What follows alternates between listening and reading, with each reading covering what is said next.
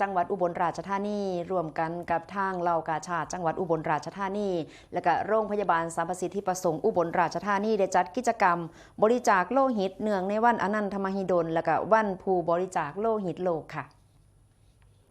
ที่โรงพยาบาลสรรพสิทธิประสงค์อำเภอเมืองจังหวัดอุบลราชธานี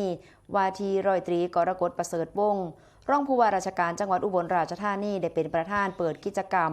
บริจาคโลหิตเนื่องในวันอนันทมหิดลและก็วันผู้บริจาคโลหิตโลกโดยมีหน่วยงานภาครัฐภาคเอกชนจิตอาสาพระราชทานและก็ประชาชนจากหลายพื้นที่เดินทางมาร่วมบริจาคโลหิตอย่างต่อเนื่อง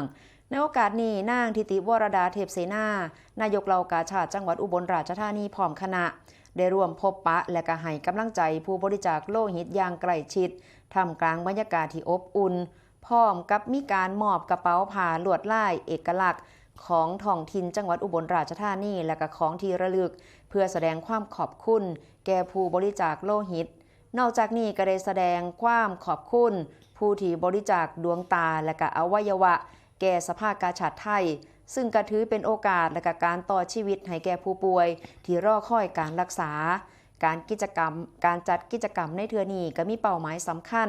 ก็เพื่อที่จะสร้างความตระหนักถึงความสำคัญของการบริจาคในการต่อชีวิตผู้ป่วยที่ต้องการเลือดในการรักษาตลอดจนเป็นการสำรองโลหิตให้มีปริมาณที่เพียงพอสำหรับรองรับการรักษาพยาบาล